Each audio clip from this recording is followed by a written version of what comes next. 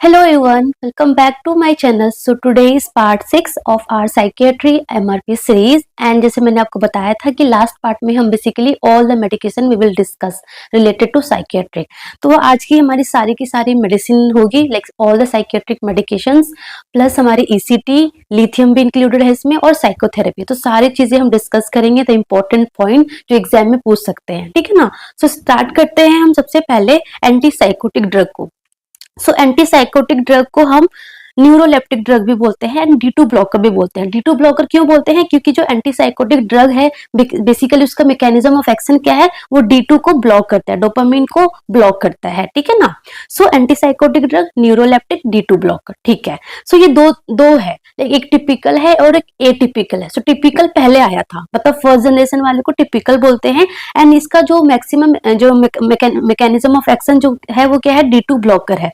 सो ये D2 को block कर देता है, इन मेसोलिम्बिक सिस्टम में ब्लॉक करता है, तो जिसकी वजह से क्या होता है, जो पॉजिटिव सिम्टम्स है जैसे कि डिल्यूजन हो गया, हेलुसिनेशन हो गया, वो कम हो जाता है। एंड दैट वी वांट, क्योंकि एंटीसाइकोटिक ड्रग कहाँ पे देते हैं, इन स्किजोफ्रेनिया में देते हैं। स्किजोफ्रेनिया में देते हैं जहाँ पे हेलुसिनेशन, डिल्यूजन, जो पॉजिटिव सिम्टम्स होता है उसको कम करने के लिए, ठीक है। सो दैट इज फाइन, ठीक है ना। But the problem is that कि क्या हुआ ना कि ये मेसोलिम्बिक सिस्टम में इन्होंने D2 को ब्लॉक किया, जिसकी वजह से जो पॉजिटिव सिम्टम्स है वो कम हो गया। बट D2 ब्लॉक सिर्फ वहीं पे नहीं किया, उसके बाद उन्होंने नाइग्रोस्टाइटल पाथवे, मतलब बहुत जगह जगह पे पाथवे थे, वहां पे उन्होंने नाइग्रोस्टाइटल पाथवे पे कर दिया, तो जिसकी वजह से लाइक एक्स्ट्रा पिरामिडल सिम्टम्स दिखने को मिलेगा। उसके अलावा उन्होंने क्या किया, जो ट्यूबरो इनफंडिबुलर जो पाथवे है वहां पे किया, तो क्या हुआ, मेलाटोनिन का, प्रोलैक्टिन का सिक्रेशन इंक्रीज हो गया, तो जिसकी वजह से गायनेकोमेस्टिया, आपको इसमें सारे साइड इफेक्ट देखने को मिलेगा, गायनेकोमेस्टिया, ग्लैक्टोरिया, अमीनोरिया, है ना, ठीक है ना। So that is the important thing, ठीक है ना। मेसोकॉर्टिकल पाथवे में उन्होंने ब्लॉक कर दिया D2 को, तो जिसकी वजह से क्या हुआ, जो नेगेटिव सिम्टम्स है वो और ज्यादा वर्स्ट हो गया, तो जिसकी वजह से क्या हुआ, सेकेंड जनरेशन आया। सेकेंड जनरेशन क्या है, एटिपिकल है। एटिपिकल क्या करते हैं, एटिपिकल वाले जो है ना वो D2 ब्लॉक भी करते हैं, वो मिनिमम करते हैं, मैक्सिमम उसका काम क्या होता है, सीरोटोनिन को ब्लॉक करते हैं। सो D2 प्लस सीरोटोनिन ब्लॉकर होते हैं, that is the second generation वाले हो गया। तो ये दोनों चीज कर रहा है, तो पॉजिटिव सिम्टम्स को भी कम कर रहा है, साथ ही साथ नेगेटिव सिम्टम्स को भी कम कर रहा है ना। सो इसलिए जो सेकंड जनरेशन वाले होते हैं, जो एटिपिकल वाले होते हैं, वो ज्यादा यूज होता है, ठीक है ना। सो आपको याद क्या करना है, आपको याद करना है फर्स्ट जनरेशन के ड्रग्स का नेम सबसे पहले, ठीक है ना। So antipsychotic drug, mechanism of action simple, D2 blocker होते हैं। ड्रग का नाम क्या है, haloperidol, fluphenazine, trifluoperazine, chlorpromazine and thioridazine. याद हो गया। सो आपको ड्रग्स का नाम याद करना है, ठीक है ना। एंड ये जो ड्रग्स है typical first generation D2 blocker, इसका साइड इफेक्ट क्या क्या होता है, एक्स्ट्रा पिरामिडल सिम्टम्स होता है, वो क्या होता है, बहुत इंपॉर्टेंट है, वो मैं आगे बताऊंगी। और उसके अलावा न्यूरोलेप्टिक मैलिग्नेंट सिंड्रोम होता है, वेरी वेरी इंपॉर्टेंट। और मैंने क्या बताया था भी कि प्रोलैक्टिन इंक्रीज कर देता है, प्रोलैक्टिन इंक्रीज कर देता है, जिसकी वजह से ग्लैक्टोरिया, अमीनोरिया, गायनेकोमेस्टिया वगैरह देखने को मिलता है। ये हमारे एटिपिकल में भी साइड इफेक्ट्स होंगे, बहुत बहुत कम होगा, चांसेस कम होगा, बट टिपिकल में ये चांसेस बहुत ज्यादा होता है, ठीक है ना। अगर आपसे एग्जाम में पूछ लिया कि एंटीसाइकोटिक ड्रग में सबसे ज्यादा एक्स्ट्रा पिरामिडल सिम्टम्स किस में देखने को मिलता है, that is the haloperidol. So haloperidol have the maximum EPS, है ना, मैक्सिमम EPS। हाई पोटेंसी अगर पूछ लिया तो हाई पोटेंसी भी यही है, हाई पोटेंसी है, but maximum EPS, maximum extra pyramidal symptoms कौन से ड्रग में देखने को मिलता है, antipsychotic, that is the haloperidol. Haloperidol सबसे ज्यादा EPS सिम्टम्स, ठीक है। कमिंग टू एटिपिकल में, एटिपिकल में आपको बहुत इंपॉर्टेंट चीजें क्या क्या याद करनी है कि ये तो D2 को भी ब्लॉक करता है, साथ ही साथ सीरोटोनिन को भी ब्लॉक करता है। तो D2 को थोड़ा कम करता है, सीरोटोनिन को ज्यादा करता है, इसलिए ये पॉजिटिव सिम्टम्स को भी कम करता है, साथ ही साथ जो हमारा नेगेटिव सिम्टम्स होता है ऑफ स्किजोफ्रेनिया वो भी कम करता है। तो एटिपिकल के क्या क्या नाम है, क्लोजापिन, रेस्पेरिडोन, ओलेंजापिन, क्यूटियापिन, जिप्रासिडोन और एरिपिप्राजोल, वेरी वेरी इंपॉर्टेंट, ठीक है। अगर क्वेश्चन एग्जाम में आया कि which of the antipsychotic drug having the minimum extrapyramidal symptoms, then answer is clozapine. Clozapine have the minimum extrapyramidal symptoms, but इस ड्रग को हम नॉर्मली प्रिस्क्राइब नहीं करते हैं। कब देते हैं, it is the drug of choice for refractory साइकोसिस। रिफ्रैक्टरी साइकोसिस में मतलब कि अगर मोर देन टू और इक्वल टू 2 ड्रग से भी, 2 एंटीसाइकोटिक ड्रग से भी अगर स्किजोफ्रेनिया सिम्टम्स कम नहीं हो रहा है, साइकोसिस सिम्टम्स कम नहीं हो रहा है, तो उसको हम बोलते हैं रिफ्रैक्टरी साइकोसिस। तो drug of choice for refractory साइकोसिस क्या है, क्लोजापिन। एंड सबसे कम मिनिमम ईपीएस सिम्टम्स होते हैं, बट फिर भी हम क्यों नहीं प्रिस्क्राइब करते हैं? द रीजन इज इसके बहुत सारे साइड इफेक्ट होते हैं जो कि मैं आगे बताऊंगी, ठीक है ना, क्योंकि clozapine is very very important drug. मैं एक सिंपल निमोनिक बताऊंगी, आपको सब कुछ याद हो जाएगा, ठीक है ना। सो यहाँ पे इसमें आपने क्या फर्स्ट याद करना था? टिपिकल फर्स्ट जनरेशन ड्रग के नाम, देन आपको एटिपिकल ड्रग्स के नाम, ये दो चीज याद हो गए, ठीक है। थर्ड चीजें क्या याद करनी है? हेलोपेरिडोल मैक्सिमम ईपीएस है और क्लोज़ापिन मिनिमम ईपीएस है। Drug of choice for refractory साइकोसिस कौन है? क्लोज़ापिन है। तो 5 चीजें याद हो गई। 6 चीजें क्या याद करनी है कि जो टिपिकल फर्स्ट जनरेशन वाले जो एंटीसाइकोटिक ड्रग है उसका साइड इफेक्ट अगर हम छोटा छोटा बोले तो ईपीएस होगा, एक्स्ट्रा पिरामिडल सिम्टम्स होगा, आगे हम पढ़ेंगे क्या होता है, न्यूरोलेप्टिक मैलिग्नेंट सिंड्रोम होगा, ग्लेक्टोरिया, अमीनोरिया, गायनेकोमेस्टिया। तो ये सारे साइड इफेक्ट है of typical antipsychotic drug. Atypical के साइड इफेक्ट क्या होते हैं? सिंपल याद करना है।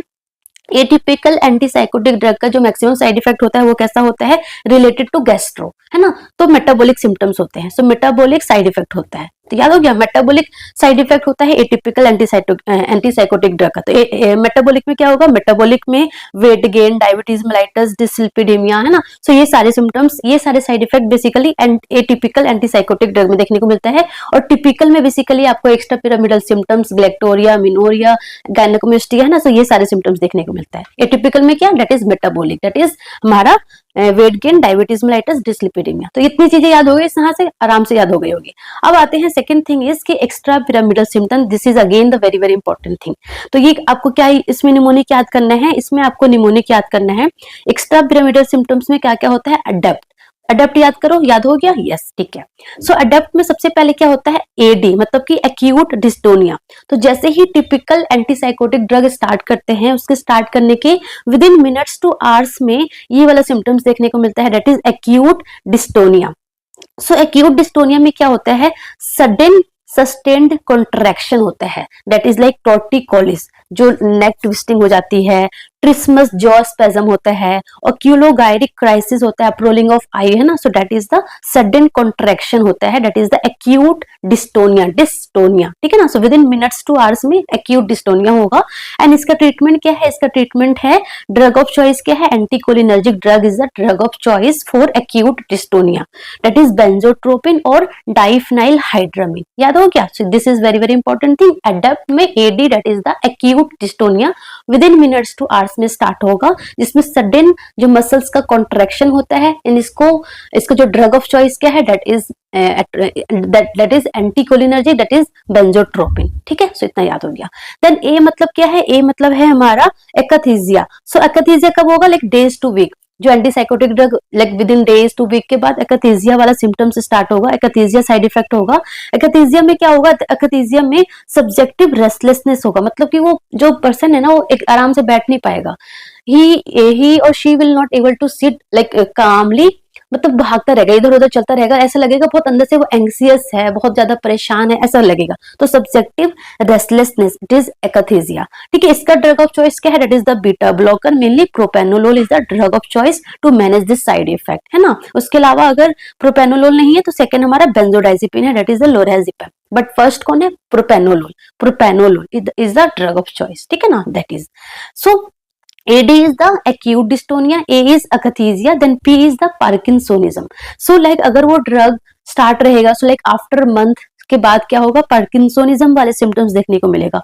पार्किंसोनिज्म में क्या क्या होता है? ट्रैप, आपको पता है trap, that is the tremor होगा, रिजिडिटी होगा, एकथीजिया होगा या ब्रेडिकाइनेसिया होगा, शफलिंग गेट होगा, फेस मास्क होगा। तो ये सारे सिम्टम्स भी देखने लग जाएगा, ठीक है ना। सो पार्किंसोनिज्म वाले सिम्टम्स को कम करने के लिए, साइड इफेक्ट को कम करने के लिए कौन सा ड्रग देते हैं? That is the anticholinergic, again the drug of choice, that is benztropine, amantadine, है ना। तो ये सारा हो गया। उसके बाद T is the tardive dyskinesia. तो लास्ट में लाइक आफ्टर ईयर्स से लाइक उस पेशेंट को एंटीसाइकोटिक ड्रग चल रहा है तो कौन सा साइड इफेक्ट देखने को मिलेगा? That is tardive dyskinesia. So tardive dyskinesia में क्या होगा कि dyskinesia of mouth, face, trunk, extremities, जिसको रैबिट सिंड्रोम भी बोलते हैं। तो जिसमें क्या होगा, जो पर्सन ना ऐसे लिप स्मैकिंग करेगा, ऐसे टंग मूवमेंट करता रहेगा, च्यूइंग मूवमेंट करता रहेगा, है ना, फेशियल ग्रीमिसिंग करता रहेगा, तो ये सारे मूवमेंट होगा। So dyskinesia of mouth, face, trunk and extremities, so that is known as tardive dyskinesia, और ऐसे याद कर लो रैबिट सिंड्रोम। ठीक है ना। इसका जो इस साइड इफेक्ट को मिनिमाइज करने के लिए कौन सा ड्रग है, that is the valbenazine. Valbenazine is the drug of choice. Anticholinergic यहाँ पे क्या होता है, कॉन्ट्रा इंडिकेटेड होता है, वेरी वेरी इंपॉर्टेंट। ठीक है ना। सो ये हमारे एक्स्ट्रा पिरामिडल सिम्टम्स थे। अडेप्ट से आप याद कर लो, इसका ड्रग ऑफ चॉइस याद कर लो, बहुत सिंपल है। ठीक है ना। तो ये हमारे टिपिकल जो हेलोपेरिडोल का सबसे ज्यादा मैक्सिमम ईपीएस है, ऐसे याद करना है। ठीक है ना। उसके बाद आते हैं न्यूरो मैलिग्नेंट सिंड्रोम। सो जो न्यूरो मैलिग्नेंट सिंड्रोम है ना, that is very very important कि this is the medical emergency, है ना। It is the life threatening condition, मतलब नॉर्मली ये नहीं होना चाहिए। एक्स्ट्रा पिरामिडल सिम्टम्स तो होते हैं, but neuro malignant syndrome is the medical emergency condition. It is the life threatening condition. ये बेसिकली क्यों होता है ना, सडन D2 का ब्लॉकर होता है ना, सडन D2 ब्लॉकेज हो जाता है कहाँ पे, ब्रेन में तो होता ही है। सो सडन D2 जो ब्लॉक हो जाता है हाइपोथैलेमस में, basically hypothalamus and basal ganglia में, जिसकी वजह से ये न्यूरोलेप्टिक मैलिग्नेंट सिंड्रोम देखने को मिलता है। Sudden, because of the sudden blockage of D2 in hypothalamus and basal ganglia, there is neuroleptic malignant syndrome is seen. जिसमें आपको क्या याद करना है, फीवर याद करना है, फीवर याद करना है। सो फीवर होता है, सो सबसे पहले F फॉर फीवर होगा। सो हाई ग्रेड फीवर होगा, like more than 104 degree Fahrenheit, है ना। So that is the fever. E मतलब एंकेफेलोपैथी। सो एंकेफेलोपैथी में like alter mental status, confusion, delirium, coma भी हो सकता है। So that is the encephalopathy. V मतलब वाइटल इंस्टेबिलिटी होगा, मतलब कि हाइपरटेंशन होगा, टेकिकार्डिया होगा, स्वेटिंग होगा, प्रोफ्यूज स्वेटिंग होगा। सो that is the vital instability. And E for enzyme elevated, क्योंकि मसल का ब्रेकडाउन हो रहा है, सो सीपी के एंजाइम क्या हो जाएगा, इंक्रीज हो जाएगा। एंड आर मतलब रिजिडिटी होगा। सो लेड पाइप जैसा अपीयरेंस होगा हमारे, जो रिजिडिटी होगी जॉइंट्स का, है ना। So that is the lead pipe appearance होगा। सो एफ मतलब फीवर, हाई ग्रेड फीवर होगा, एंकेफेलोपैथी हो गया, वाइटल इंस्टेबिलिटी हो गया। ई मतलब एंजाइम एलिवेटेड हो जाएगा, आर मतलब की रिजिडिटी हो जाएगा। इसको मैनेज कैसे करते हैं, सबसे पहले इमीडिएटली स्टॉप द ड्रग। जो एंटीसाइकोटिक ड्रग चल रहा था उसको इमीडिएटली स्टॉप करते हैं। सेकंड, हम ड्रग ऑफ चॉइस क्या है, ड्रग ऑफ चॉइस है dantrolene. Dantrolene is the drug of choice for neuroleptic malignant syndrome. ठीक है। उसके अलावा ब्रोमोक्रिप्टिन, बेंजोडाइजेपिन्स वगैरह भी देते हैं। सो ये आपको न्यूरोलेप्टिक मैलिग्नेंट सिंड्रोम के बारे में याद करना है। तो ये दो चीजें आपकी आई थिंक कंफ्यूजन कम हो गई होगी कि एक्स्ट्रा पिरामिडल सिम्टम्स क्या होता है, न्यूरोलेप्टिक मैलिग्नेंट सिंड्रोम क्या होता है, एंड ये हमारे एंटीसाइकोटिक्स ड्रग के साइड इफेक्ट्स है। ठीक है ना। उसके बाद कुछ इंपॉर्टेंट पॉइंट आते हैं, दैट इज द क्लोजापिन के बारे में। Clozapine is very very important drug. यहाँ से हर बार MCQ, like most of the time MCQ आता है क्लोजापिन के साइड इफेक्ट से। तो साइड इफेक्ट ऑफ क्लोजापिन कैसे याद करना है, क्लोजापिन। सो क्लोजापिन मतलब क्लोज आ जाओ, है ना। क्लोज आएगा, क्लोज आएगा, आपके दिल को अटैक करेगा, आपके दिल को अटैक करेगा तो क्या करेगा, मायोकार्डाइटिस करेगा। और क्लोज आएगा, आपके ब्लड के अंदर जाएगा, आपके ब्लड के अंदर जाएगा तो क्या करेगा, ग्रेनुलोसाइटोसिस, ग्रेनुलोसाइटोसिस, WBC काउंट कम हो जाएगा, है ना। सो क्लोज आया, आपके दिल को अटैक किया, आपके दिल के बाद आपके ब्लड पे गया, तो वहां पे WBC काउंट कम हो, ग्रेनुलोसाइटोसिस हो जाएगा। एंड जैसे ही आपके ब्लड के अंदर जाएगा तो आपको बेहोश कर देगा, तो मतलब आप सिडेशन हो जाएगा। सिडेशन हो जाएगा तो आपके मुंह से पानी आने लग जाएगा, आपके मुंह से पानी आने लग जाएगा, that is known as sialorrhea. ठीक है। That is also known as wet pillow syndrome. जो सो के लाइक पूरा उनका जो पिलो है पूरा वेट हो जाता है, that is a wet pillow syndrome और साइलोरिया। And hyperglycaemia. तो याद हो क्या, side effect of clozapine, close आया, दिल पे अटैक किया, ब्लड में गया, बेहोश हो गए, मुंह से पानी आने लगा। ठीक है, सिंपल। ठीक है। तो जो जिस पेशेंट को क्लोजापिन जाता है ना, उसमें क्लोजापिन की मॉनिटरिंग होती रहती है। कैसे होती है, वंस पर वीक जैसे ही स्टार्ट होगा तो एवरी वीकली होगा टिल 6 मंथ तक, देन उसके बाद एवरी 2 वीक पर होगा 6 मंथ तक, एंड देन उसके बाद आफ्टर एवरी मंथ होगा आफ्टर 1 ईयर के बाद। तो this is very very important कि कब कब मॉनिटरिंग करनी है। ठीक है। उसके बाद जिप्रासिडोन, हमने जिप्रासिडोन पढ़ा था ना एटिपिकल में, ziprasidone, that is the ziprasidone varies, हाँ, ziprasidone is the atypical antipsychotic drug. तो जिप्रासिडोन का जो साइड इफेक्ट है क्या याद करना है कि जिप्रासिडोन जो है वेट गेन इसमें नहीं होता है, क्योंकि हमने पढ़ा था ना कि एटिपिकल एंटीसाइकोटिक ड्रग में क्या है, साइड इफेक्ट क्या है, बेसिकली मेटाबॉलिक है, तो वेट गेन होगा, है ना, डायबिटीज होगा, हाइपरलिपिडेमिया हो गया। बट जिप्रासिडोन में no weight gain and but ये क्या करता है, क्यूटी प्रोलोंगेशन करता है। तो कैसे याद करना, zipra is a girl and zipra is a very cute girl, तो क्यूटी प्रोलोंगेशन करेगी। And of course cute girl तो वेट उनका नहीं होता, लाइक लीन एंड थीन होते हैं, सुंदर होते हैं। So no weight gain, QT prolongation, ziprasidone, zipra, ऐसे याद कर लो, ठीक है ना। सो जिप्रासिडोन का साइड इफेक्ट क्या है, no weight gain, that is not a side effect, मतलब इसमें वेट गेन नहीं होता है, क्यूटी प्रोलोंगेशन होता है जिप्रासिडोन, ठीक है। उसके बाद QT prolongation plus retinal pigmentation कहाँ होता है, थायोरिडाजिन। सो थायोरिडाजिन जो ड्रग है उसका साइड इफेक्ट क्या है, retinal pigmentation and QT prolongation. तो कैसे याद करना है, टी, थायोरिडाजिन, तो टी में क्या हो रहा है, retinal pigmentation and QT prolongation, तो टीटी आ रहा है, ऐसे याद करना है, ठीक है ना। उसके बाद क्लोरप्रोमाजिन, क्लोरप्रोमाजिन क्या करता है, वॉर्टेक्स केराटोपैथी एंड कोलेस्टेटिक जॉन्डिस करता है, ठीक है ना। So that is the side effect. उसके बाद कैटेरेक्ट, दैट इज द क्यूटियापिन, क्यूटियापिन का साइड इफेक्ट क्या है, कैटेरेक्ट। उसके बाद कैटाटोनिक ड्रग ऑफ चॉइस क्या है, that is the IV lorazepam, IV lorazepam is the drug of choice for catatonic, ठीक है। सो ये इतनी चीजें याद हो गई आपको, ठीक है। सो ये सारी चीजें आपको एंटीसाइकोटिक ड्रग के बारे में याद करना है। कमिंग टू द नेक्स्ट वाला, दैट इज हमारा है एंटी डिप्रेसेंट। सो एंटी डिप्रेसेंट में, एंटी डिप्रेसेंट जो ड्रग है वो बेसिकली हम किसको देते हैं, डिप्रेशन वाले को हो गया, एंजाइटी डिसऑर्डर जो पर्सन है या पेशेंट है उनको देते हैं, डिप्रेशन वाले को देते हैं, ईटिंग डिसऑर्डर हो गया, क्योंकि वो भी एट द एंड डिप्रेशन में जा सकते हैं, तो वो सारे पेशेंट को हम एंटी डिप्रेशन देते हैं। सो एंटी डिप्रेशन में क्या है कि उनमें बेसिकली जो सीरोटोनिन हो गया, नॉन एपिनेफ्रिन हो गया, डोपामिन की कमी होती है, तो जो ड्रग है ना वो उसी को एलिवेट करता है, ठीक है ना। सो फर्स्ट क्लासिफिकेशन क्या है, दैट इज SSRI। SSRI का मतलब है सिलेक्टिव सीरोटोनिन रीअपटेक इनहिबिटर, बहुत सिंपल है, आई थिंक मुझे एब्रिविएशन लिखने की नीड नहीं है। SSRI का मतलब है सिलेक्टिव सीरोटोनिन रीअपटेक इनहिबिटर, तो नाम में ही इसका मैकेनिज्म ऑफ एक्शन छुपा हुआ है, दैट इज कि ये सीरोटोनिन के रीअपटेक को इनहिबिट कर देगा, जिसकी वजह से सीरोटोनिन जो है वो साइनेप्स में इंक्रीज हो जाएगा, ठीक है ना। सो सिलेक्टिव सीरोटोनिन रीअपटेक इनहिबिटर, तो सीरोटोनिन साइनेप्स में इंक्रीज हो गया, उसका ड्रग क्या है, दैट इज द फ्लोक्सिटिन है, एसिटेलोप्राम है, सर्टालिन है, पैरोक्सिटिन है, ठीक है ना। That is very very important. So anti depressant first line treatment, अगर क्योंकि अभी बहुत सारे एंटी डिप्रेसेंट है, बट फर्स्ट लाइन ट्रीटमेंट कौन है, that is the SSRI। SSRI that is the selective serotonin reuptake inhibitor is the first line treatment for depression और anxiety disorder, this is very important, ठीक है। इसके side effect की अगर हम बात करें तो इसका एक हमारा एक्यूट साइड इफेक्ट हो गया और एक हमारा लॉन्ग टर्म हो गया। देखो ये जितने भी ड्रग्स है ना, ऐसा नहीं कि आज आपने ड्रग दिया एंड कल पेशेंट का डिप्रेशन जो वो फील कर रहा था, होपलेसनेस, हेल्पलेसनेस, जो भी उसको सिम्टम्स आ रहे थे वो कम हो जाएगा, खत्म हो जाएगा, no, it's take like 2 to 3 week, at least 2 to 3 week ये टाइम लेता है एक्शन होने में, ठीक है ना। सो ये लॉन्ग टर्म तक चलता है, लाइफ टाइम तक चलता है, लाइफ टाइम तक पेशेंट को ये लेना पड़ जाता है।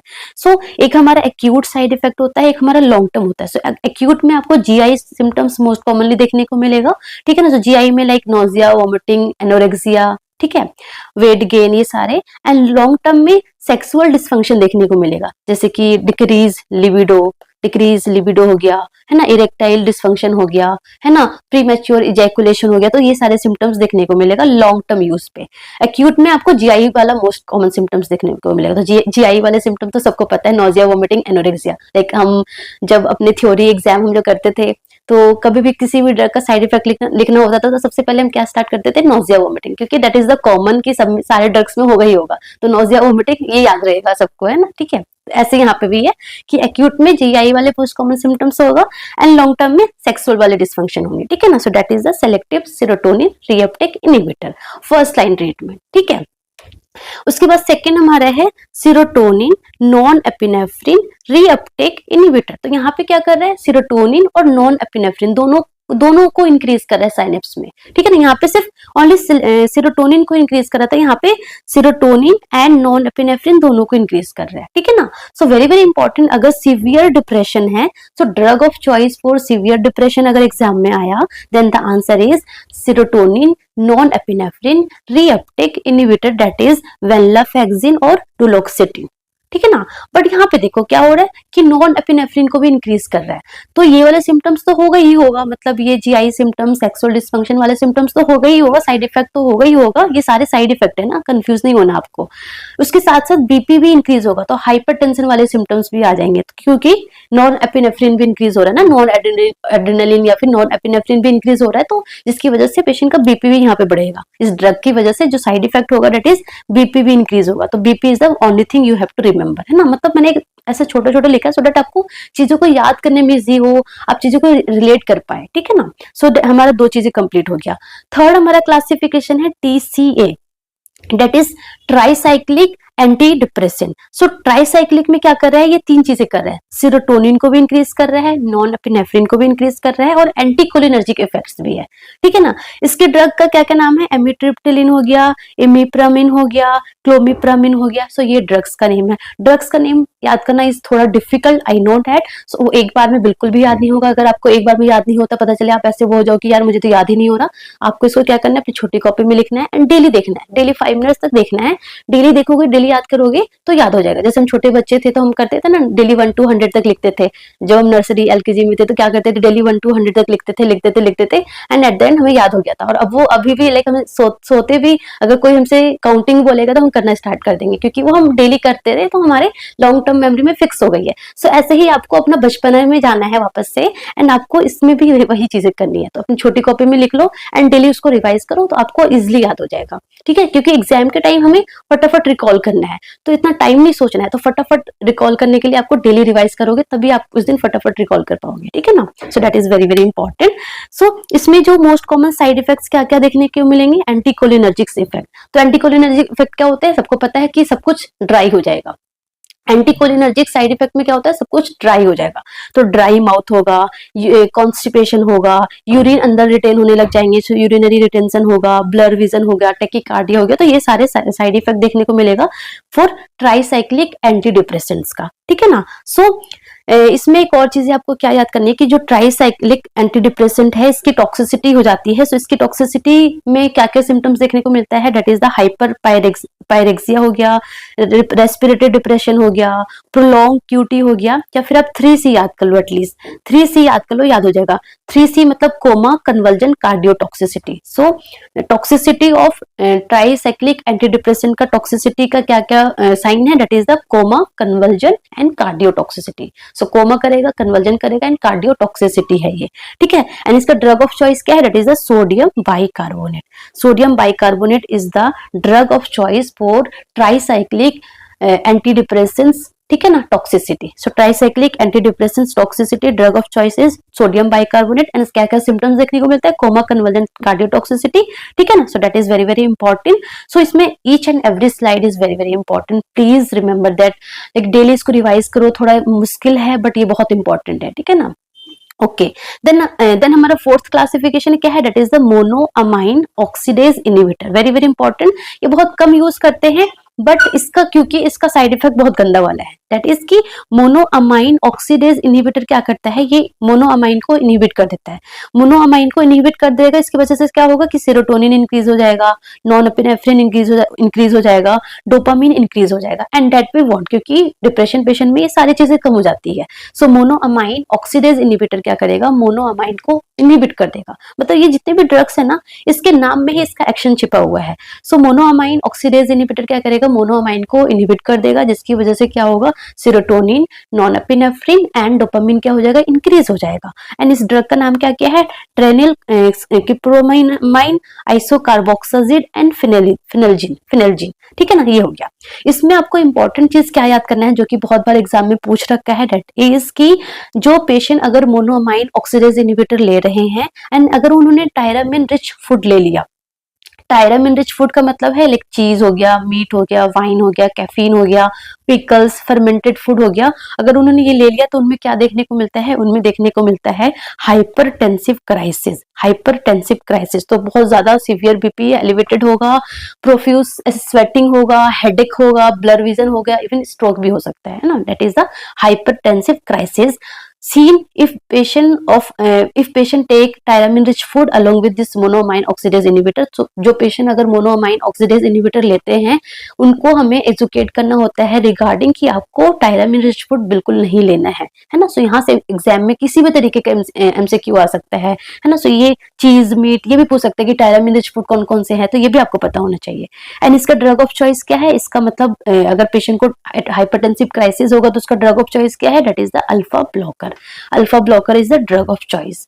ठीक है, उसके बाद एक हमारा लास्ट क्लासिफिकेशन है that is atypical anti depression, जिसके different different mechanism of action है। सो इसमें आपको नाम याद करना है, that is the mirtazapine, bupropion and trazodone. So देखो इसमें ना आपका एक छोटा छोटा साइड इफेक्ट याद करना है, that is the मिट्राजिपीन।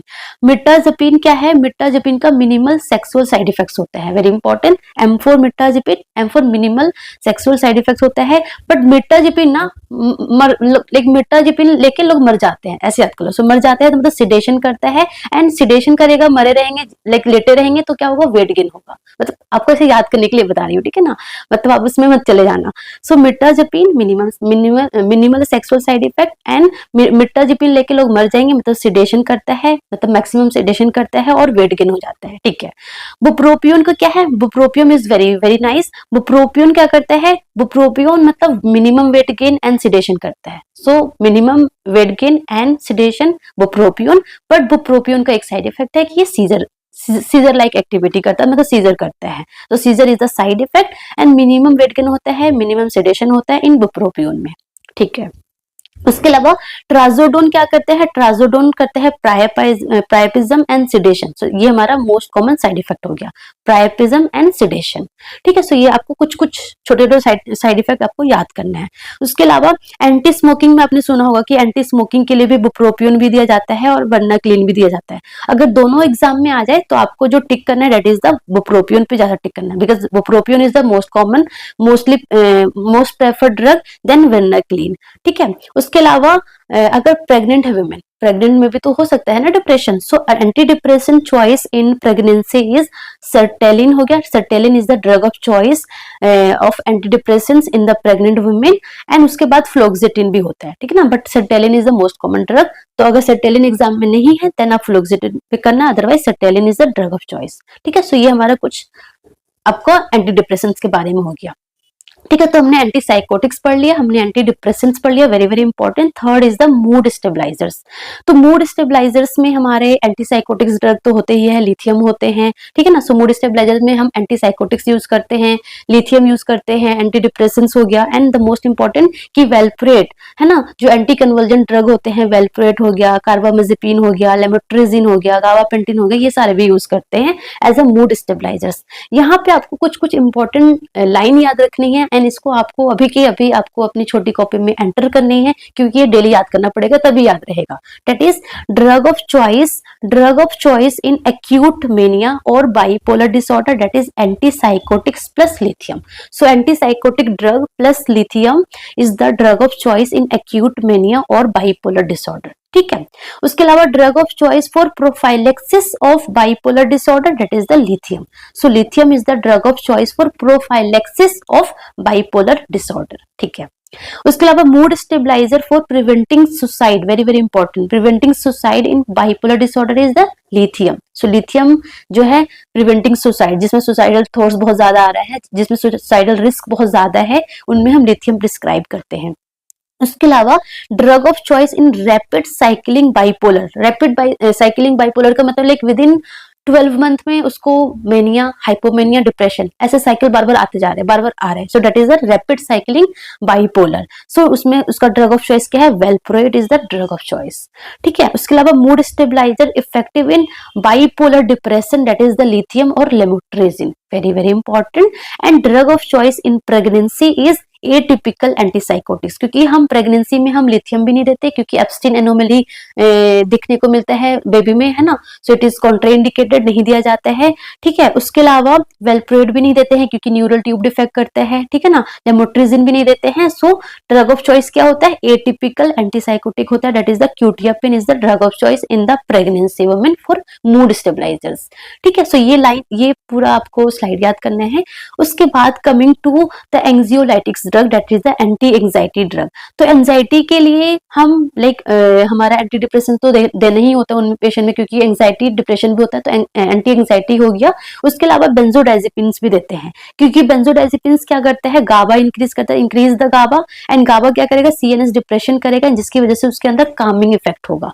So benzodiazepine में हमारा लोराजिपैम हो गया, जितने भी जिपैम वाले होते हैं ना, पैम वाले लास्ट में, लोराजिपैम हो गया, डाइजिपैम हो गया, क्या बोलते हैं, मिडाजोलम हो गया, ठीक है ना, ये सारे ड्रग होते हैं बेंजोडाइजिपिन्स के अंदर में, ठीक है ना। एंड इसका जो साइड इफेक्ट होगा that is the sedation basically करता है ये। सो ये सिंपल याद करना है। उसके बाद आते हैं लिथियम के बारे में, very very important drugs. So lithium अभी हमने पढ़ा क्या है, ये मूड स्टेबलाइजर्स है। सो lithium is the mood stabilisers, ठीक है। सो इसकी ये जो ड्रग है ना लिथियम, इसको इसको एक थेराप्यूटिक लेवल तक यूज किया जाता है। सो इसका इस ड्रग का थेराप्यूटिक लेवल होता है, आप इससे ज्यादा नहीं कर सकते हो, एंड जब तक इतना लेवल नहीं होगा तो वो जो सिम्टम्स है वो कम नहीं कर पाएगा, उससे ज्यादा होगा तो टॉक्सिसिटी हो जाएगा। सो एक थेराप्यूटिक लेवल मेंटेन करना होता है, ठीक है ना। सो लेवल कितना होता है, that is 0.6 to 1.2, very simple, 6 to 12 ऐसे आता है, 0.6 to 1.2 milliequivalent per litre is the level. But अगर प्रोफाइलेक्टिकली अगर बोल दे कि पेशेंट को एज अ प्रोफाइलेक्सिस दिया जा रहा है, जैसे कि अभी हमने पढ़ा ना, drug of choice for prophylaxis of bipolar disorder, so in that जो उसका जो लेवल होना चाहिए दैट इज 0.5 to 0.8 होना चाहिए। बट अगर एक्यूट मेनिया में दे रहे हैं तो उसका जो लेवल है दैट इज 0.8 to 1.2 तक चलेगा, ठीक है। टॉक्सिसिटी कब स्टार्ट होती है, अगर वो मोर देन 1.5 से ज्यादा स्टार्ट होगा तो टॉक्सिसिटी ऑफ लिथियम स्टार्ट हो जाएगी। आगे हम पढ़ेंगे क्या क्या सिम्टम्स होते हैं। डायलिसिस करने की भी कंडीशन हो जाएगी अगर मोर देन 4 मिली इक्विवेलेंट पर लीटर अगर उसका लेवल हो गया तो, ठीक है। लिथियम का टी हाफ कितना होता है, 24 आवर्स होता है। एंड हमने क्या बोला कि ये थेराप्यूटिक लेवल मेंटेन करना होता है, तो हम लिथियम हमें चेक करना होता है कि सीरम में कितना लिथियम है। तो हमें मेजरमेंट के लिए कब चेक करते हैं, 12 आवर्स आफ्टर लास्ट डोज। तो अगर लेट्स सपोज अगर उन्होंने 8 PM पे अगर उन्होंने लिथियम लिया है तो नेक्स्ट 8 AM के बाद ही हम उसका सैंपल भेजेंगे। सो 12 आवर्स आफ्टर लास्ट डोज, है ना। एंड जैसे कि इस पेशेंट ने आज स्टार्ट किया है तो उसके 5 डेज के बाद हम उसका लेवल चेक करेंगे। So after 5 days of starting medicine and after 12 hours of last dose हमें उसका मेजरमेंट लिथियम का चेक करना होता है, ठीक है। सो ये हो गया। उसके बाद साइड इफेक्ट, तो साइड इफेक्ट में अगर आपसे एग्जाम में पूछे कि most common side effect of the lithium, that is the fine tremor, very important, fine tremor. Course tremor is the toxicity में आएगा, फाइन ट्रेमर साइड इफेक्ट है, दैट इज द नॉर्मली देखने को मिलेगा ही मिलेगा, है ना। So fine tremor is the most common side effect of the lithium, याद हो गया, ठीक है। उसके अलावा नेफ्रोजेनिक डायबिटीज इंसिपिडस भी देखने को मिलता है, बहुत सारा यूरिन आएगा, पॉलीयूरिया, पॉलीडिप्सिया हो गया। एंड इसका जो ट्रीटमेंट है दैट इज द अमीलोराइड, ठीक है। उसके अलावा थायराइड डिसफंक्शन होता है, बेसिकली हाइपोथायरॉयडिज्म होता है, हाइपोथायरॉयडिज्म देखने को मिलता है, ठीक है ना। हाइपर पैराथायरॉयडिज्म देखने को मिलता है। उसके अलावा एक्ने, सोरियासिस, नोजिया, वॉमिटिंग, है ना, मैंने बोला ना नोजिया वॉमिटिंग तो सारे ड्रग्स में आएगा ही आएगा, ठीक है ना। सो ये सिंपल है। वेट गेन, है ना, ल्यूकोसाइटोसिस करता है। And it is also teratogenic, that's why हम जो एज अ मूड स्टेबलाइजर्स हम प्रेग्नेंट वुमेन को नहीं दे रहे थे, क्योंकि ये ट्रेटोजेनिक है। क्यों? क्योंकि ये एब्स्टीन एनोमली करता है, it will lead to Ebstein anomaly, है ना। So it is teratogenic drugs, ठीक है ना।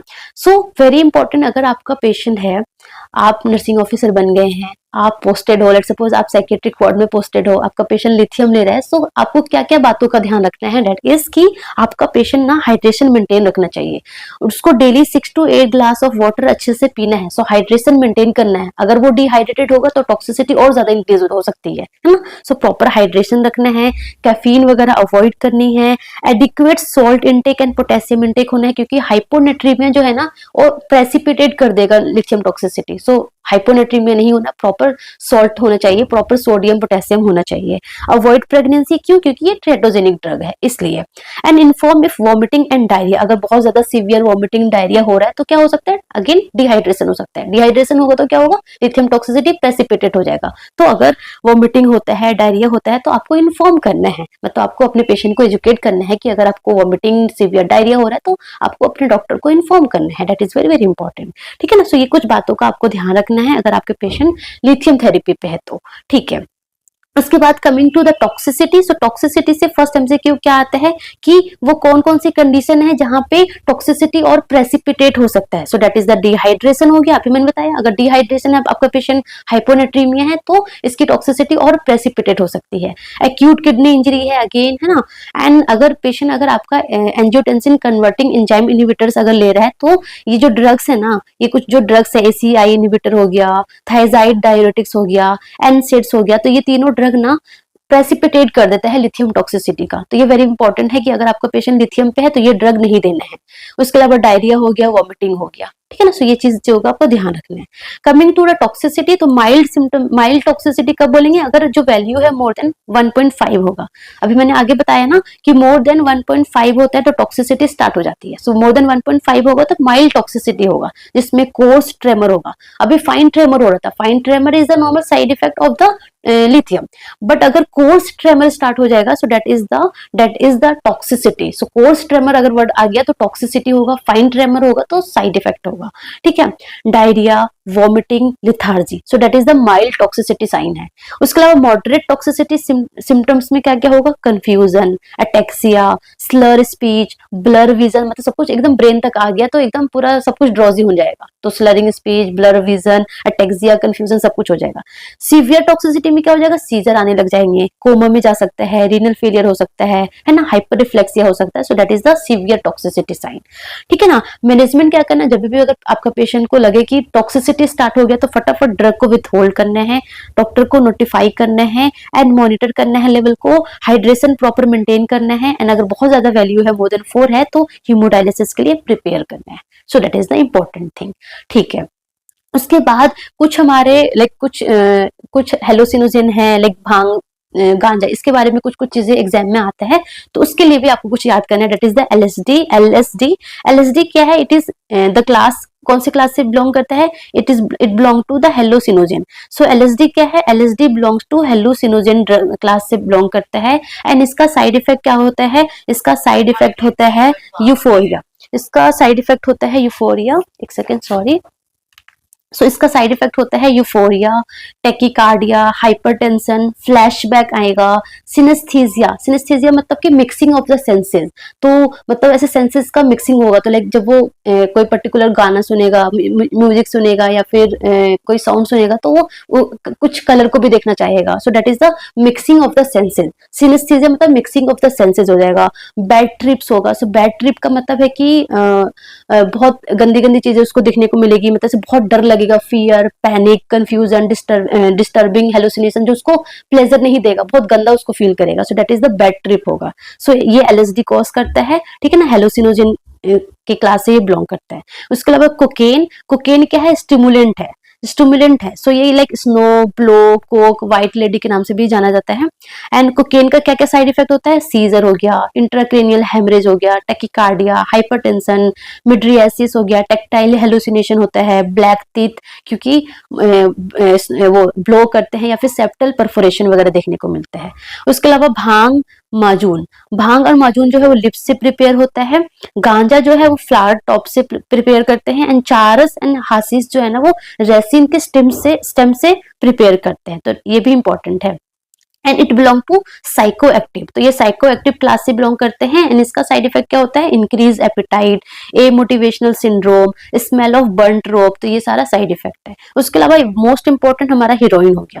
सो हीरोइन ओपियोइड, मोस्ट कॉमन जो ओपियोइड यूज करते हैं दैट इज द हीरोइन, है ना, हीरोइन। इसका साइड इफेक्ट क्या होता है? Depressed mental status, miosis, respiratory depression हो गया, कॉन्स्टिपेशन हो गया। एंड इसका हीरोइन का विड्रॉल सिम्टम्स क्या क्या देखने को मिलता है? लैक्रिमेशन हो गया, डायरिया हो गया, मिड्रियासिस हो गया। तो ये सारा आपको कुछ याद करना है इंपॉर्टेंट पॉइंट में। इसमें heroine is very very important. ठीक है ना। और दिस भांग, चारस, हाशीस, ये भी इंपॉर्टेंट है। उसके बाद हमारा आता है ईसीटी, है ना। ECT that is the electro convulsive therapy. So ECT का क्या क्या इंडिकेशन है, फर्स्ट इंडिकेशन से एमसीक्यू आता है। सो ईसीटी का इंडिकेशन है लाइक डिप्रेशन प्लस सुसाइड। अगर डिप्रेशन के साथ साथ अगर उसके अंदर सुसाइडल थॉट्स आ रहे हैं, उन्होंने सुसाइडल अटेम्प्ट किए हैं, तो ईसीटी इज द इंडिकेशन। उसके अलावा डिप्रेशन के साथ साथ स्टूपर भी है तो इंडिकेशन है ईसीटी का। उसके अलावा कैटेटोनिया में और एक्यूट मेनिया में अगर ड्रग फेल है, ड्रग से अगर मेनिया कंट्रोल नहीं हो रहा है तो इंडिकेशन है ईसीटी का। तो ये indication is very very important. Depression plus suicide, depression plus stupor and catatonia में। कॉन्ट्रा इंडिकेटेड कब होता है, प्रेगनेंसी में, कार्डियोवास्कुलर डिजीज हो गया, या फिर इंक्रीज इंट्राक्रेनियल टेंशन, या फिर इंक्रीज इंट्राक्रेनियल हेमरेज हो रखा है, तो ये कॉन्ट्रा इंडिकेटेड होता है। ठीक है ना। ईसीटी ना दो तरीके का होता है, एक होता है डायरेक्ट, एक होता है इनडायरेक्ट। सो डायरेक्ट में क्या करते थे पहले, विदाउट एनी जीए, तो उसमें जीए या फिर कोई मसल रिलैक्सेंट यूज नहीं करते थे, जो कि अब बैंड हो गया। अब हमारे इंडिया में ये हर जगह बंद हो गया, बैंड हो गया। अब डायरेक्ट ईसीटी यूज नहीं करते हैं, अब क्या करते हैं, इनडायरेक्ट करते हैं। सो इनडायरेक्ट में क्या करते हैं, पेशेंट को हम एनपीओ रखते हैं और अंडर जीए करते हैं। ठीक है ना। एंड यहाँ पे इंपॉर्टेंट क्या है कि सबसे पहले हम पेशेंट को एट्रोपिन देते हैं। एट्रोपिन क्यों देते हैं, क्योंकि ये सिक्रेशन को कम करता है। एट्रोपिन के बाद हम पेशेंट को क्या देते हैं, मिथोहेक्सिटल या फिर थायोपेंटोन, इनमें से कोई भी एक ड्रग देते हैं, that is GA, general anaesthesia, and succinylcholine देते हैं। So AMS, atropine, methohexital और thiopentone and succinylcholine, that is the muscle relaxant. तो हम GA, under GA and under muscle relaxant के अंदर करते हैं, दैट इज द इनडायरेक्ट। ठीक है ना। जिसमें क्या है, इलेक्ट्रोड्स भी लगाया जाता है। सो बाइलेटरल इलेक्ट्रोड्स होते हैं या फिर यूनिलेटरल इलेक्ट्रोड्स होते हैं। बाइलेटरल मतलब कि दोनों टेम्पोरल साइड पे लगाएंगे, यूनिलेटरल में नॉन डोमिनेंट पे जस्ट लगाएंगे, non dominant of temporal lobe पे लगाएंगे। इसमें क्या है, सीजर एक्टिविटी कितना होना चाहिए, मोर देन 25 सेकंड पे होनी चाहिए, मोर देन 25 सेकंड होना चाहिए, जो कि ईईजी में मॉनिटर करते हैं। पहले क्या था कि प्रॉपर जीटीसीएस होना चाहिए। सो ईसीटी में क्या करते हैं ना, बेसिकली जीटीसीएस जो होता है ना, जनरलाइज टोनिक क्लोनिक, जो ग्रैंड माल सीजर हम बेसिकली इंड्यूस करते हैं। ठीक है ना। सो मोर देन 25 सेकंड का होना चाहिए अंडर ईईजी। ठीक है। एंड इसका जो वोल्टेज है 70 to 130 वोल्टेज होता है, 0 to 0.1 सेकंड के लिए करते हैं। ठीक है। एंड वेरी इंपॉर्टेंट, क्योंकि सीजर होगा तो हमें पेशेंट के अंडर सर्वाइकल के अंडर पिलो लगाना है, सो दैट हेड इंजरी ना हो। एंड पोस्ट ऑप में हमें पेशेंट का गैग रिफ्लेक्स चेक करना है प्रॉपरली, उसके बाद ही हमें कुछ पेशेंट को लाइक ओरली अलाउ करना है एंड पेशेंट को प्रॉपर मॉनिटर करना है। ठीक है ना। इसका ईसीटी का साइड इफेक्ट क्या देखने को मिलता है, टेम्परेरी कंफ्यूजन एंड थोड़ा सा हेडेक देखने को मिलता है। सो ये कुछ चीजें आपको रिगार्डिंग ईसीटी के रिगार्डिंग याद करना है। Okay, this indication is very very important. उसके बाद साइकोथेरेपी। सो साइकोथेरेपी, बहुत सारे बच्चों ने बोला था साइकोथेरेपी बता देना, साइकोथेरेपी में क्या क्या होता है। सो देखो, साइकोथेरेपी में सबसे पहले CBT is something the most common, very common, like जितने भी साइकेट्रिक डिसऑर्डर है, वेदर इट्स डिप्रेशन हो गया, एंजाइटी हो गया, फोबिया हो गया, ओसीडी हो गया, ईटिंग डिसऑर्डर हो गया, सेक्सुअल फंक्शन हो गया, in each and every disorder में सीबीटी इज प्रेफर। ठीक है ना। So that is the cognitive behaviour therapy. Cognitive behaviour therapy, so cognitive behaviour therapy में क्या करते हैं, कॉग्निशन जो हमारे थॉट्स है, फीलिंग है, एंड उसके थ्रू हम बिहेवियर का चेंज कराते हैं ना। सो कॉग्निशन बिहेवियर थेरेपी। सो ये लाइक डिप्रेशन में, एंजाइटी में, ओसीडी में, पैनिक डिसऑर्डर में, फोबिया में, ईच एंड एवरी डिसऑर्डर में सीबीटी इज प्रिस्क्राइब्ड। ठीक है। सेकेंड हमारा है साइकोडायनामिक साइकोथेरेपी। सो साइकोडायनामिक साइकोथेरेपी में क्या करते हैं, ये बेसिकली न्यूरोटिक डिसऑर्डर में यूज करते हैं, लाइक ओसीडी हो गया, है ना, न्यूरोटिक डिसऑर्डर हो गया, एंजाइटी डिसऑर्डर हो गया। सो उसमें हम न्यूरोटिक डिसऑर्डर में साइकोडायनामिक साइकोथेरेपी यूज किया जाता है। उसके बाद मोस्ट इंपॉर्टेंट है यहाँ से बिहेवियरल थेरेपी में, तो यहाँ पे हम कॉग्निशन पे फोकस नहीं करते हैं, यहाँ पे फोकस सिर्फ बिहेवियर पे करते हैं, क्योंकि बिहेवियर थेरेपी है तो it is focus only on behaviour, not thought पे। तो इसमें बहुत टाइप्स के होते हैं, जैसे कि सिस्टमेटिक डिसेंसिटाइजेशन। तो सिस्टमेटिक डिसेंसिटाइजेशन में क्या करते हैं, जैसे कि ये फोबिया में देते हैं, जो फोबिक डिसऑर्डर वाले पेशेंट होते हैं उसमें करते हैं। तो हम क्या करते हैं, धीरे धीरे उसको एक्सपोज करवाते हैं, धीरे धीरे एक्सपोजर करवाते हैं एंड रिलैक्सेशन होने के लिए बोलते हैं, धीरे धीरे एक्सपोज करवाते हैं एंड देन रिलैक्सेशन होने के लिए करते हैं। So that is the systematic, धीरे धीरे डिसेंसिटाइजेशन, धीरे धीरे हम उसको डिसेंसिटाइज कर रहे हैं। So that is the phobia में यूज करते हैं। उसके अलावा फ्लडिंग भी होता है। फ्लडिंग में क्या करते हैं कि डायरेक्टली उसको एक्सपोज करवा देते हैं, जो भी उसको फोबिया वाला जो कंडीशन है, लेट्स सपोज उसको एक्रोफोबिया है, तो डायरेक्टली उसको हाइट पे ले जाके खड़ा कर देते हैं। So that is the flooding, है ना। ये भी हमारे लाइक फोबिया में यूज करते हैं। उसके बाद अलावा एक होता है हमारा अवर्जन थेरेपी। सो अवर्जन थेरेपी में क्या करते हैं, कुछ जो भी हमें अच्छा नहीं लगता है उस चीजों को जो आपका जो बिहेवियर आपको हमें नहीं करना है, जो बिहेवियर आपके लिए अच्छा नहीं है, उस बिहेवियर को आपको कुछ नॉन स्टिमुलस वाली चीजों के साथ जोड़ दिया जाता है। जैसे कि अल्कोहलिज्म वाले पेशेंट में तो हम उसमें डाइसल्फीरैम थेरेपी, सुने ना आपने, डाइसल्फीरैम थेरेपी जो मैंने बताया था आपको, अल्कोहलिज्म में पढ़ाया था, है ना। So disulfiram therapy is the example of aversion therapy. उसमें क्या करते हैं कि अगर पर्सन को हम डाइसल्फीरम देते हैं, अगर उन्होंने अल्कोहल ले लिया तो उनमें सिम्टम्स देखने को मिलेगा, है ना, अनप्लेजेंट सिम्टम्स देखने को मिलेगा। So that is the aversion therapy. So ये हम अल्कोहलिज्म में ये यूज करते हैं, ठीक है ना। So that is the important thing. उसके अलावा फैमिली थेरेपी हो गया। So family therapy like child adolescence problem हो गया, ईटिंग डिसऑर्डर हो गया, सब्सटेंस अब्यूज हो गया, स्किजोफ्रेनिया हो गया। सो इन सब में हम फैमिली थेरेपी यूज करते हैं। इसमें हम पूरी फैमिली को लेके चलते हैं, सिर्फ पेशेंट को नहीं, उसके साथ साथ उसकी पूरी फैमिली को एज ए यूनिट लेके चलते हैं, ठीक है ना। So that is the family therapy. उसके अलावा डायलेक्टिकल बिहेवियरल थेरेपी। सो डायलेक्टिकल बिहेवियर थेरेपी क्या है? सो it is the advance form of CBT. तो ये भी एक तरीके का सीबीटी ही है, कॉग्निटिव बिहेवियर थेरेपी है। बट इसमें क्या करते हैं, जो फीलिंग है ना उसको वैलिडेट पहले करते हैं, जो भी पेशेंट के अंदर जो फीलिंग आ रही है उसको पहले वैलिडेट करते हैं एंड देन एक हेल्दी बिहेवियर फॉर्म करते हैं। So that is the dialectical behavioural therapy. Very important, जो डायलेक्टिकल बिहेवियरल थेरेपी है ना वो बॉर्डर लाइन पर्सनैलिटी डिसऑर्डर में यूज करते हैं और सेल्फ हार्म बिहेवियर वाले पर्सन में यूज करते हैं। सो ये आपको इंपॉर्टेंट याद करना है, border line personality disorder and self harm behaviour में डायलेक्टिकल बिहेवियरल थेरेपी यूज किया जाते हैं। उसके अलावा मोटिवेशनल इंटरव्यूइंग हो गया जो कि सब्सटेंस यूज डिसऑर्डर में यूज करते हैं। उसके अलावा सपोर्टिव साइकोथेरेपी हो गया जो कि साइकोटिक और कॉग्निटिव इम्पेयर्ड वाले पर्सन भी यूज करते हैं। तो ये आपको कुछ चीजें याद करनी है रिगार्डिंग साइकोथेरेपी में, ठीक है। सो ये था हमारा like A to Z of anti psychiatric medication, जिसमें हमने एंटी साइकोटिक भी डिस्कस कर लिया, एंटी डिप्रेशन डिस्कस कर लिया, मूड स्टेबलाइजर डिस्कस कर लिया, और हमारा लिथियम वेरी वेरी इंपॉर्टेंट, हमने ईसीटी के बारे में डिस्कस कर लिया और साइकोथेरेपी के बारे में भी डिस्कस कर लिया।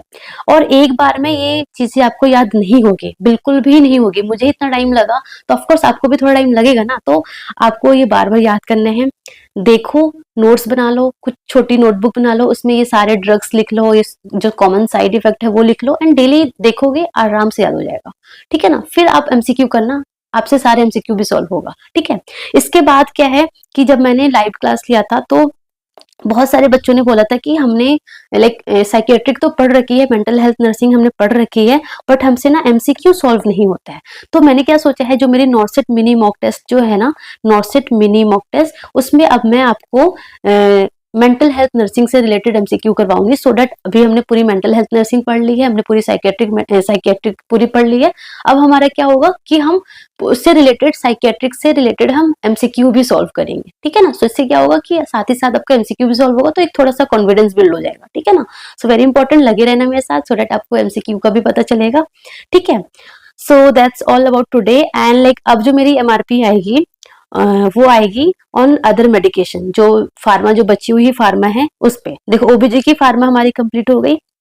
जब मैंने ओबीजी की आपको एमआरपी कराई थी तो उसके साथ मैंने सारी की सारी ओबीजी की मेडिसिन मैंने कंप्लीट करवाई थी, ठीक है। ऐसे ही जब मैंने आपको साइकियाट्री पढ़ाया तो साइकियाट्री के साथ साथ मेरी सारी साइकियाट्रिक मेडिकेशन कंप्लीट हो गई है, ठीक है। बाकी रेस्ट ऑफ द मेडिसिन जो है, जो हमारी एमएसएन और पीडियाट्रिक्स वाली है, वो हम अब हमारी नेक्स्ट एमआरपी में कंप्लीट हो जाएगी, तो फार्मा हमारा कंप्लीट हो जाएगा। And pharma is something very very important, सबको पता है 3 to 4 to 5 एमसीक्यू हमारा फार्मा से आता ही आता है, तो फार्मा छोड़ के तो बिल्कुल भी नहीं जाना है, ठीक है। So that's all about today. And हमारा फॉर्म भी रिलीज हो गया है, तो अब तो आपको 12-14 आवर्स तक तो पढ़ना ही पढ़ना है, 12 आवर्स तो मिनिमम पढ़ना ही पढ़ना है अब तो, अब के टाइम में आपको, ठीक है ना। सो लग जाओ, जम जाओ, अच्छे से पढ़ते रहो। All the best, thank you so much.